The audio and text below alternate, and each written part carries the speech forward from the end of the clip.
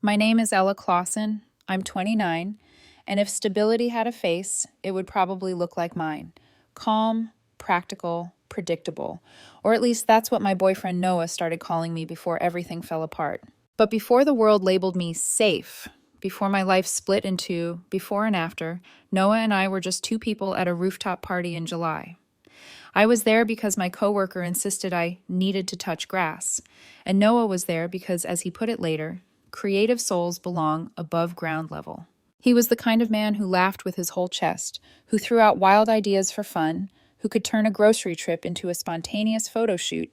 He worked in social media content for small brands, made about $45,000 a year, but carried himself like the universe owed him a spotlight. He was magnetic, vibrant, messy, in a way I wasn't used to, and I was drawn to him like everyone else. I, on the other hand, was the opposite, a senior data analyst for a consulting firm downtown.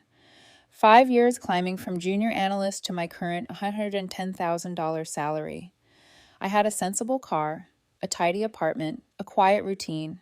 I liked things that made sense: spreadsheets, savings accounts, steady growth. Maybe that's why Noah fascinated me. He made life feel cinematic. Our first date was at an Italian restaurant he insisted on. He ordered the most expensive pasta without batting an eye, joked about how the energy of first dates is always chaotic, then let me pay the check without pretending to reach for his wallet. A red flag I folded into a paper crane and pretended was art. The first 8 months were a dream. He taught me how to loosen up. I taught him how to breathe.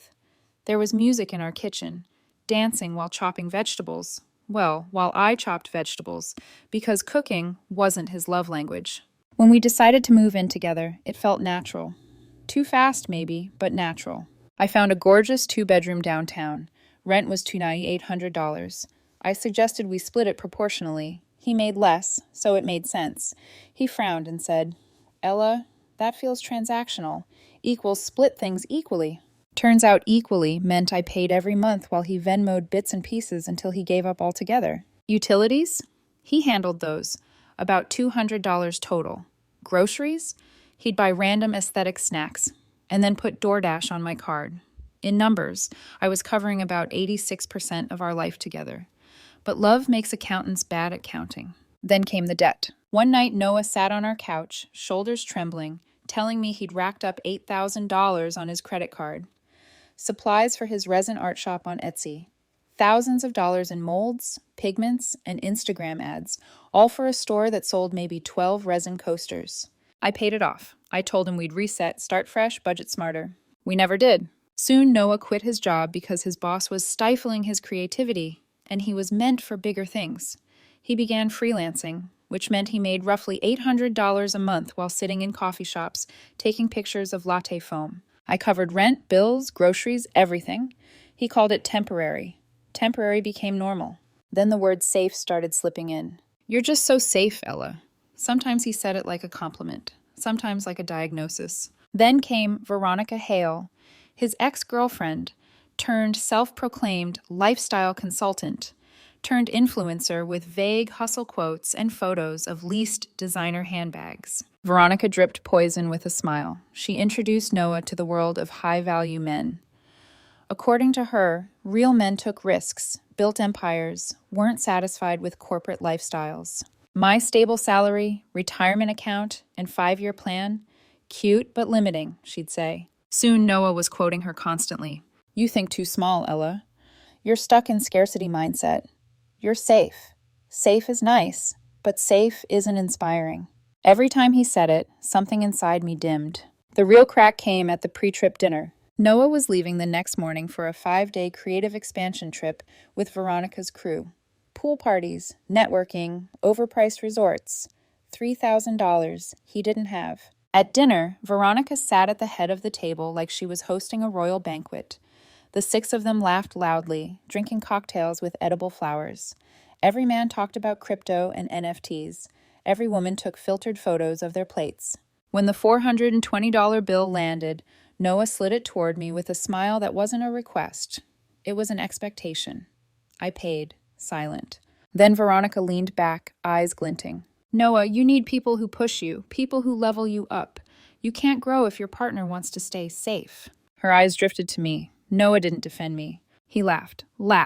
I felt the floor tilt. On the walk home, I finally spoke. Noah, why do you let them talk about me like that? He didn't hesitate. Because they're right, he said, shrugging. Ella, my friends think you're holding me back. Honestly, they're not wrong. I stopped walking, stopped breathing. He kept talking. You're predictable. You're a nice girl with a stable job, but I need someone who challenges me. Someone who's not afraid to take risks. I want more from life than spreadsheets. I stared at the man I had supported for 2 years, paid for, believed in, built a home with. You agree with them? I whispered. He didn't blink. I just need to be around winners for a bit, he said. To breathe. Breathe? He'd been suffocating me for months. He kissed the air near my cheek, dismissive, empty, then went upstairs to pack for his trip. I stood alone in the quiet apartment I paid for, surrounded by furniture I bought, looking at the door he'd walked through so carelessly. And something inside me didn't break. It clicked. He didn't need a safe woman. He needed someone to sponsor his fantasy life. And I was done auditioning. The next morning, he left for the airport. And for the first time in our relationship, I felt free. Noah left for his 5-day trip on a Thursday morning. He didn't hug me. He didn't even look me in the eye. He just said, "Don't overthink everything while I'm gone, okay? You're safe, Ella. You'll be fine." The door clicked behind him, and for the first time in months, the silence didn't feel heavy. It felt honest.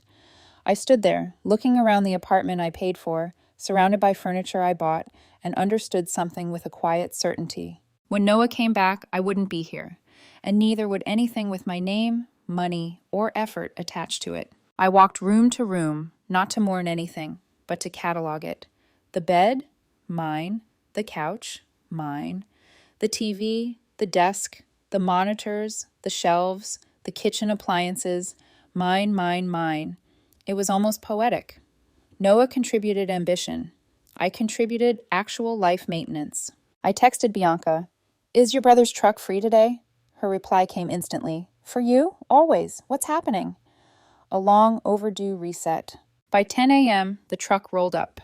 Bianca climbed out of the passenger side holding iced coffees, like this was a celebration rather than an evacuation. Her brother Caleb stepped out, took one look inside the apartment, and let out a low whistle. Wow, he really didn't buy anything, did he? No, I said. He loaned moral support. We got to work. I started with the bedroom. Caleb unbolted my bed frame, wrapped it in moving blankets, and hauled it into the truck as if it weighed nothing. Bianca recorded everything on her phone. Receipts, items, dates, because she knew Noah would claim I had stolen things he never lifted a finger to obtain. We boxed my books, my workstation, my clothes, my decor. We wrapped the couch, the coffee table, the lamps. We cleared out the kitchen, my mixer, my pans, my espresso machine. Noah's things remained untouched. The cracked ring light, the resin molds, the thrift store dresser, the hoodies he treated like a personality. I didn't take anything that wasn't mine. I didn't need to. At noon, Caleb called out, "Internet router's in your name, right?" "Already canceled," I said. He laughed. "Ice cold." "No," I said, sealing a box. "Just finished."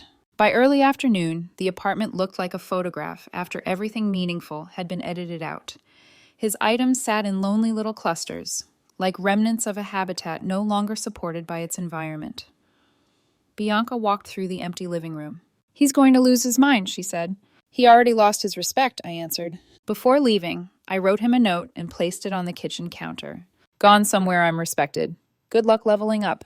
Then I left the keys beside it, took one final look at everything I was choosing to walk away from, and shut the door for the last time. In the truck, as Caleb pulled away, I opened my laptop and wrote the email to Noah and Tom, our landlord. "Noah, I have moved out effective immediately. Per the lease terms, you may either split the lease break penalty, $2,800 each, or take over the lease independently if you qualify. If neither is completed by the end of the month, you alone will be responsible for the remaining rent. All my belongings are removed. Yours remain untouched. Ella." Clean, simple, documented. We unloaded everything into a storage unit, then I headed straight to the showing for the apartment I'd scheduled the night before. I walked in dusty, sweaty, and more alive than I had felt in 2 years. The leasing agent blinked at me. "Long day?" "One of the best," I said. I signed the lease on the spot. A quiet one-bedroom, sunlight streaming across the hardwood floors, Not a trace of Noah's chaos anywhere in it. I stepped inside and let myself breathe, for real, for the first time. A few hours later, right around the time Noah's plane must have landed, my phone began vibrating nonstop. Ella, where are you? All your stuff is gone. This isn't funny. Where is the TV? You took the bed? Answer me right now. Ella, this is insane. How am I supposed to live like this? Then came the emotional whiplash. Babe, please call me. We can talk. I didn't mean what I said. You're overreacting. Please come home. Then the threat. If you don't answer, I'm calling the police. Bianca, reading over my shoulder, burst out laughing. What's he going to tell them? Officer, she took the furniture she bought? I muted the conversation. Not blocked, not deleted. Muted, because noise like that doesn't deserve attention. That evening, I lay on the floor of my empty new apartment, my head resting on a rolled-up jacket, the city lights spilling across the room. I stared at the ceiling and exhaled everything I'd been carrying. I wasn't safe, I wasn't predictable, I wasn't holding anyone back. I was free. Noah's messages didn't stop. If anything, muting them just made him send more. By morning, my phone showed 47 unread texts, 11 missed calls, and 3 voicemails. I didn't open a single one. I made coffee in my new, quiet apartment, the same espresso machine he used to brag about manifesting before I bought it, and sat on the floor, legs crossed, feeling the light coming in through the windows. I wondered how long it would take before panic replaced anger. Turns out, not long. Around noon, I finally glanced at previews of his texts. Are you seriously doing this? Ella, this is childish. I can't believe you took everything. You left me with nothing. This is financial abuse. You're ruining my life. We need to talk about rent. Tom says you're refusing to pay your half? What is wrong with you? It was incredible how quickly a man who considered himself a high-value risk-taker reverted to a helpless child when the world stopped cushioning him. By the second day, the tone shifted again. Ella, I'm sorry. I was stressed. I didn't mean those things. Please just talk to me. I can't sleep without the bed. Do you want me to move out? I can move out. Please don't leave me like this. But he still didn't say the one thing that mattered. I respect you. I didn't respond. The landlord calls. Tom, our landlord, called me mid-afternoon. Ella, I spoke with Noah. He's upset. I nearly laughed. Upset was an understatement. He mentioned, Tom continued, that you abandoned the lease and that legally you must continue paying. I kept my voice steady. Tom, I emailed both of you the options, and you know I've paid every month so far. Tom sighed. Yes, looked over the ledger. He contributed almost nothing. Almost was generous. He cleared his throat. Between us, I think you handled this exactly by the book. Noah's saying he can't qualify to take over the lease. He needs a roommate or he needs to pay the break fee. He doesn't have either, I said. No, Tom agreed. He doesn't. There was a long pause before he added quietly, honestly, Ella, good for you. I've seen people take advantage of someone reliable. Happens more often than you think. We hung up. I stared at my coffee, a quiet certainty settling over me.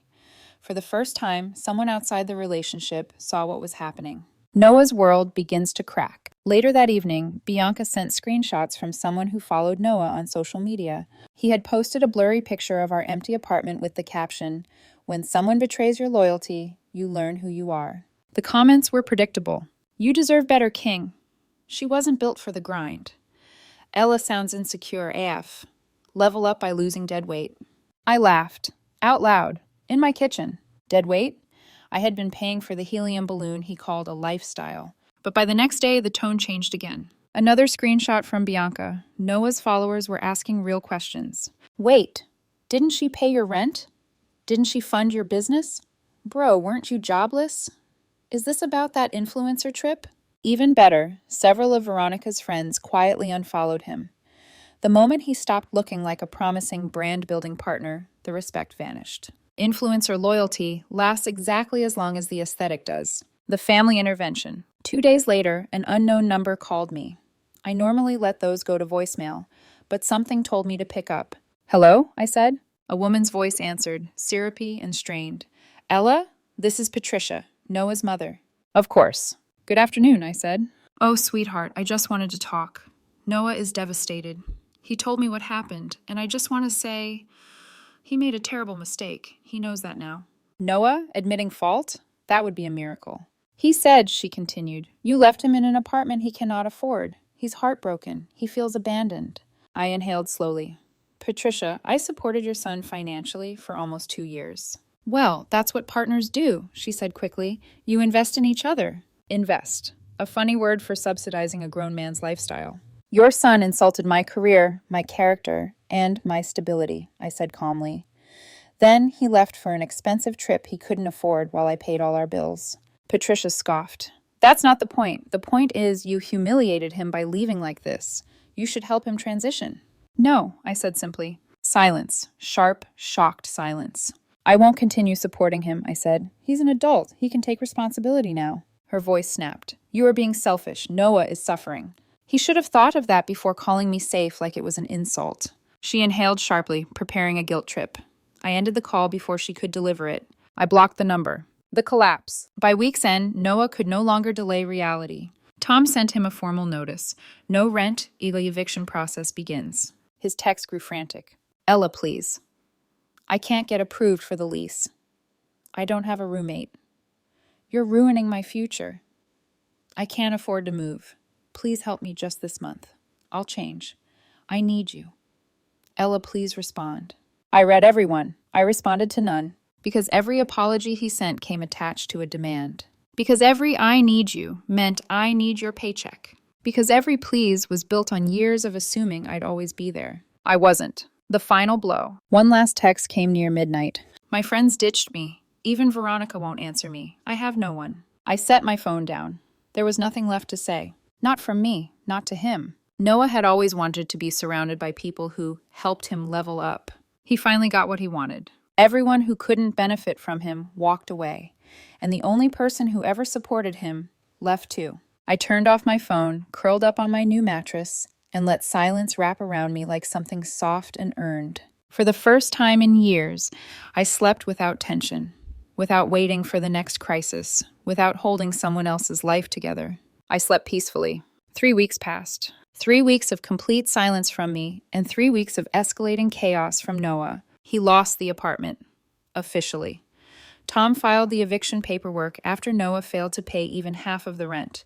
Moving back home wasn't a choice. It was the only option he had left. His influencer friends vanished. Veronica blocked him. His group chats went silent. The ones who used to hype him up with fake wisdom and level up energy suddenly pretended they'd never known him at all. I didn't check on him. Not once. I was done trying to save someone who mistook my stability for a cage. While Noah's life unraveled, mine quietly rebuilt itself. My new apartment started to feel warm, lived in. My books were on shelves again. My desk overlooked the city. My days were peaceful. My nights were my own. No insults disguised as jokes. No unpaid bills dropped in my lap. No emotional whiplash. I had space. I had clarity. And somehow, without meaning to, I had someone new. His name was Daniel. We'd met at a tech networking event, one I actually went to because Noah was no longer complaining that I was obsessed with my career. Daniel was an architect, sharp-witted and unpretentious. He made stressful things funny, not heavy. He listened. He asked questions. He didn't treat ambition like a personality contest. He didn't demand anything from me except honesty. When my company received an award for a project I'd led, something Noah would have dismissed as corporate validation, Daniel insisted on taking me out to celebrate. When the City Tech Gala invited us both, he looked genuinely excited, not intimidated or annoyed. I had never felt so respected. The gala. The ballroom shimmered with soft gold light. Everyone was dressed like the night mattered.